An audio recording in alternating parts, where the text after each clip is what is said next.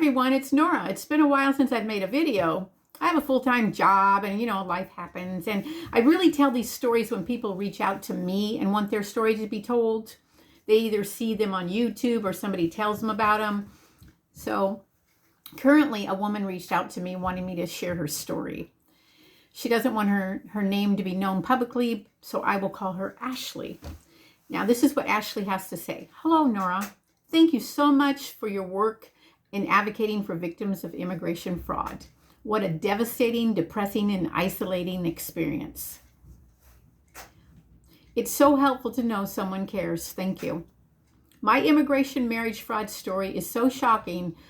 I didn't even know that I was being used. It's so concerning that it really needs to be told. I would be honored to share with you and your audience. My story really needs to be told, she says. I plan to help change the big policies after I finish going through my healing process because I don't have the time and energy to do it now. But in the future, I have plans to speak with the politicians about what's going on. Okay, now this is a pretty crazy story. And I've heard that it's happened to some people before, but I didn't know all the legalities about it. And she's going to go into the legalities about it. My ex moved here on a tourist visa in 2017. He pretended to be my soulmate. Now, don't they do that? They're such great actors. He impregnated me immediately and proposed marriage to get the green card and to stay in the USA. I bought it because he was so charming and convincing. Within a matter of days after his green card was finalized, he attacked me while I was trying to make coffee and getting ready for work. He had been trying to prevent her from working and all sorts of crazy stuff that she didn't go into, but he was very abusive towards her. Now, she goes on to share that she came from a broken home, and so she didn't want the same thing for herself and her child. So she didn't call the police because she knew that he would be deported.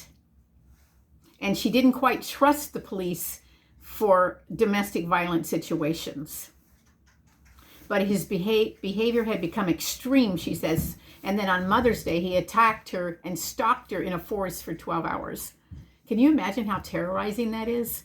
That's just like a movie that she's describing here. So during that time, he called the immigration law firm that she paid for to represent and coach her through the immigration process on how to do the VAWA fraud loophole. Now, I'm not sure about all that, but some of you might know. He called and told the police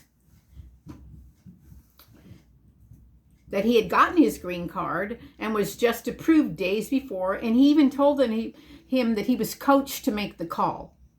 He told the DA he had this VAWA fraud plan going on with the law firm for almost a year and admitted to abusing me, and that during that time and that he was recording her over 500 times without her consent.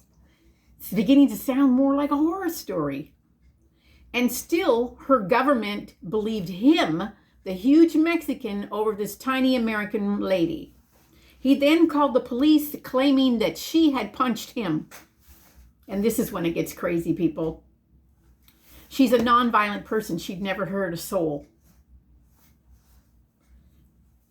But she said, I'm not sure how it is legally, but I live in a sanctuary county and state. So that means it's prohibited local.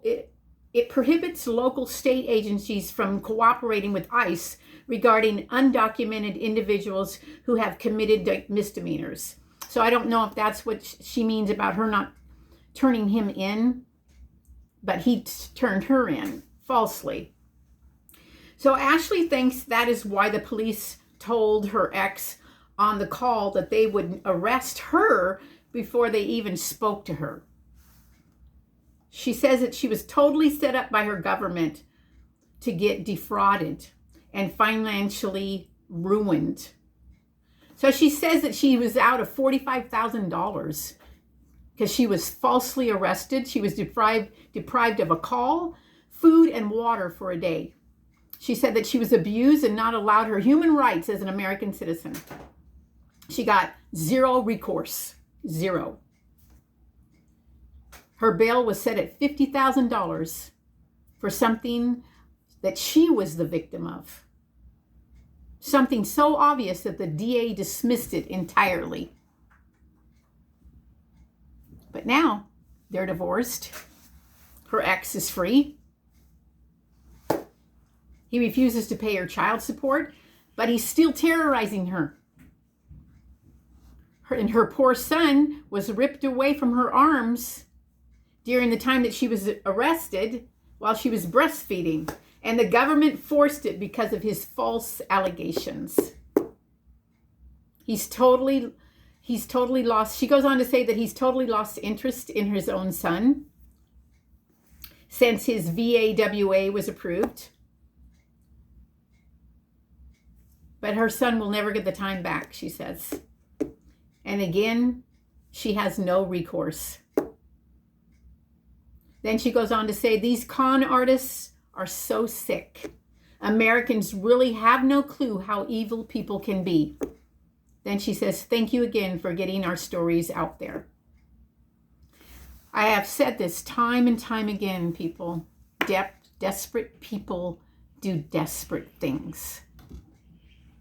And these people are criminals. This is a criminal act. I understand how she felt not turning him in because she loved him. She was afraid he was going to get deported. She didn't trust the police system as far as domestic violence situations go. There's a whole nother process you got to go through regarding domestic violence. I understand that. But what are her choices now? He's still terrorizing her. Counseling, support groups. She's got to get freedom. She's got to get healing. And hopefully by telling her story here, it can help with some of the healing. What would you have done? You love somebody so much, but they're beating the crap out of you and terrorizing you and abusing you. You make that call?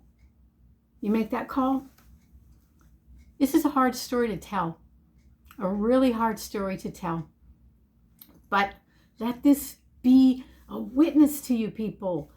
When somebody wants to marry you right away and they're here on a tourist visa, 9 times out of 10, they're going to use you and they're going to leave you.